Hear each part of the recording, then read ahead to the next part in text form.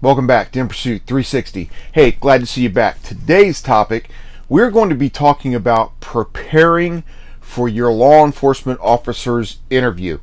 I have talked about this before, but we have an interesting new topic today thanks to C. Wood is the name, which is one of the newer subscribers here on the channel. Thank you very much, and to all of my new subscribers, thank you. So this is actually from C. Wood. So this is preparation for a law enforcement interview, concentrating on, we'll call it the jurisdiction that you're in. Okay? All right, that's what we're doing today. So here we go. All right, and here we go. Welcome back to In Pursuit 360. Glad you could join us again.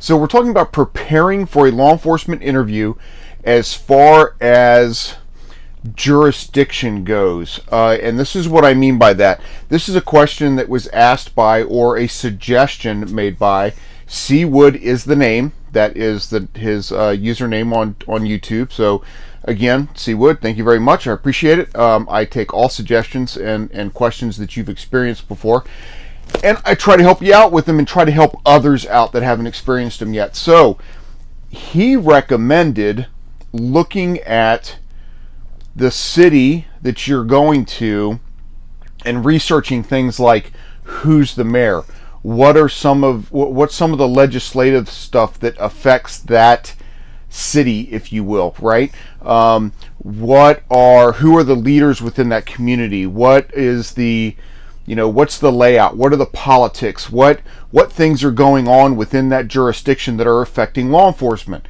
And I thought, ding, ding, ding, that is like a great extra little thing to be prepared for.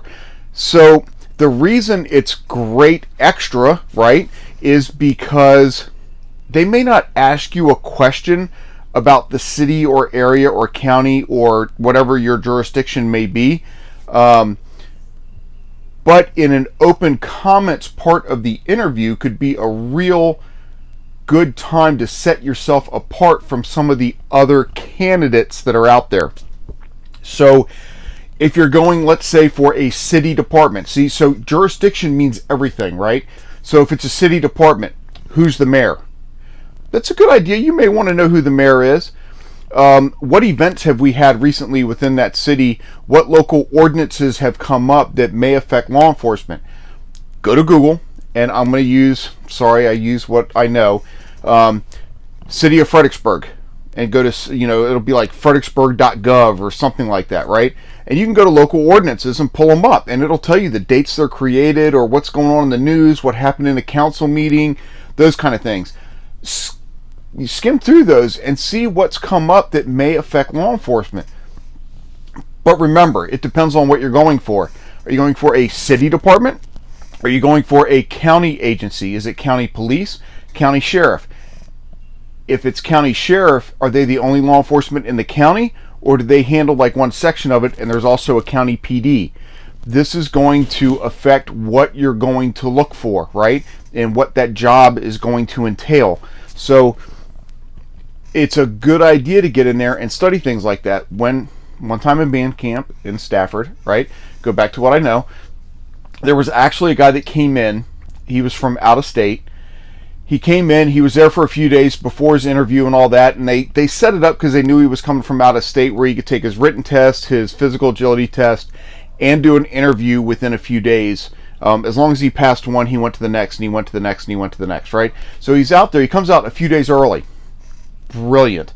And he does exactly what C. Wood recommended. He does some research. He actually bought, and this was before GPS was a big thing, or before smartphones were big, right? He bought an ADC map book of the county. It was the county sheriff's office. We're the only law enforcement in the county. Bought the map book, opened it up, looked at it, studied it. And when he came in for the interview, in an open part of it, they said something about where he was from or whatever, and is he sure he wants to move into the area? He was from like New York. And he was like, oh, absolutely, yes. I've come down early. I know I already know, I've been doing some driving around and some studying. I-95 runs right through the county, kind of on the eastern side of the county. It has 3 exits. I know the major arteries in the county. Route 1 runs north to south. Route 17 is, kind of runs more east to west, and Route 610's up north, the northern part of the county, and you've got these other roads that cut through. And I was out driving them, and I noticed, if you're out there on Heartwood Road or Poplar Road, they get kind of windy. So I could see where that could definitely be some trouble if you're doing an emergency response. And the board was like, because you've got locals that don't know that much. This guy took the time to study the jurisdiction. He took the time to study the maps and go out and drive them. And so when he came in, the first opening he got to throw it in there, he let everybody know that he took it that serious. And he became a deputy. He got hired. That kind of initiative. So who's the mayor? Stafford County, we didn't have a mayor, we had a board of supervisors. Who are the board of supervisors? What are some of the things that are going on that are affecting law enforcement? Our big thing was always our budget. Who's trying to cut the budget? Who's trying to increase the budget? Who's more friendly towards, and how does it work? In Virginia, the state provides X number of dollars per X number of citizens within the county to go towards law enforcement, sheriff's office. The rest of it's supplemented by tax dollars collected within the county. So just as an example, and I'm rounding down with numbers because these are like really old numbers, the state used to supplement $17,000 per deputy based on the population of the county. Well, our starting pay at that time was like $26,000, $28,000. So that means the county had to come up with the rest of it. It'd be kind of cool if you kind of threw that out there, right? And then, there are federal grants, there are all kinds of things that kind of fill into that. So I digress. Find out about your jurisdiction. So is it a city? Is it, some places don't call them cities, they call them municipalities. Some people have townships. Pennsylvania, townships everywhere. So their jurisdiction boundaries are set up a little, they're still just a jurisdiction is a jurisdiction, right? An area is an area, but they call them different things. So if you're looking out of state, you need to be aware of that. So look them up, find out who's in charge, find out what's going on, find out what legislation is in place. You can go to Stafford County and look at local ordinances, and they'll tell you what the local code sections are for certain violations. Noise ordinance, right? There is a noise ordinance within Stafford County that you can be charged with, but it's not on the state books. There's a state law that says local jurisdictions can make up certain ordinances on their own, right? But as long as they fall within certain parameters. Stafford County has a noise ordinance. Not every county does. So those kind of things, so that when you go in there and you get that open opportunity to, well, do you have anything to add, right? Or if they ask you a question where you can kind of like slide it in there, right? Well, why do you want to work for this agency? Well, I'd love to work for Stafford County because blah, blah, blah, blah, blah, blah, blah. And it just so happens that I've spent a lot of time, finding out that the Board of Supervisors, I know that most of them support the Sheriff's Office. There are a couple that are against, trying to reduce our budget instead of increase it. But I feel really optimistic because of the support of the Board of Supervisors that this agency is going to continue to get the support and funds that it needs to continue to do the wonderful job that they've already been doing. What do you think? Can you throw that in there somewhere? Can you take some of that knowledge, some of that research, some of the preparedness that you've done and throw it in there? So what does this kind of preparedness tell the board? This tells the interview board that you give a crap. You want to be there enough that you have taken the time to do the research and check things out so that you understand what's happening, even if you're not there yet. It tells them that you have a genuine interest and a drive. If you have the drive to do that kind of research before you go in for this interview, before you even have the job, oh my goodness, what are you going to do when you get the job and you start pushing forward? That's what they're looking for. So, C. Wood, thank you very much for that wonderful suggestion. I've covered kind of different aspects of preparing for the interview, but that little hint or suggestion that you gave was awesome, right? Check out who's the mayor, who's the board of supervisors, who's the boss of who could be your boss. If you're going to work for a police department, you have a chief of police. Who hires them? Is it a city manager? Is it a mayor? Is it some kind of a board, right? A board of supervisors or whatever, a city council, right? Or if you go work for a sheriff's office, the people of the county elect the sheriff. Nobody hires the sheriff.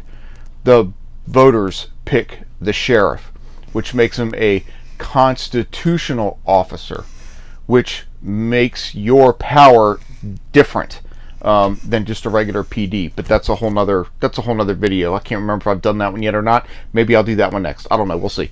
Right? So know what your jurisdiction is. Know what powers you'll have within that. Maybe even look and say, what is your jurisdictional boundary? How far do you have to go? Is it 100 yards, 300 yards past your border? You know, in what cases can you extend? Anyway, so it's all in there, right?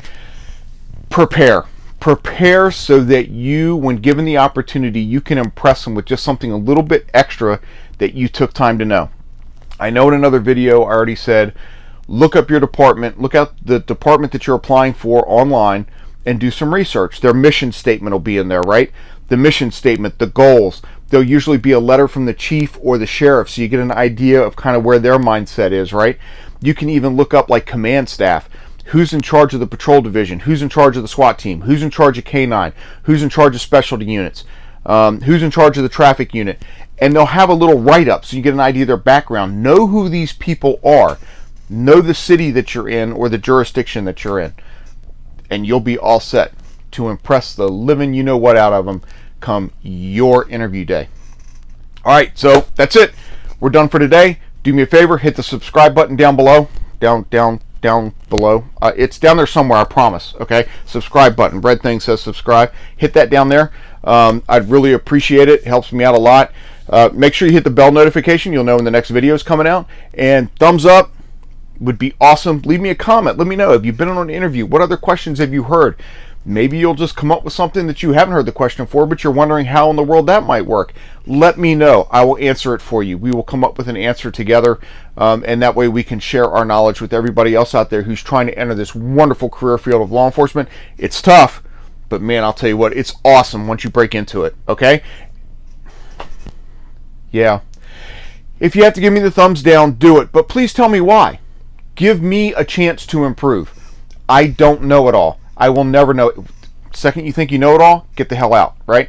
I don't know it all. But if you have to give me a thumbs down, give me the thumbs down. But let me know why. Give me a chance to improve myself and to earn your trust. All right? So, in the meanwhile, thanks again for tuning in to In Pursuit 360. And most importantly, be safe out there.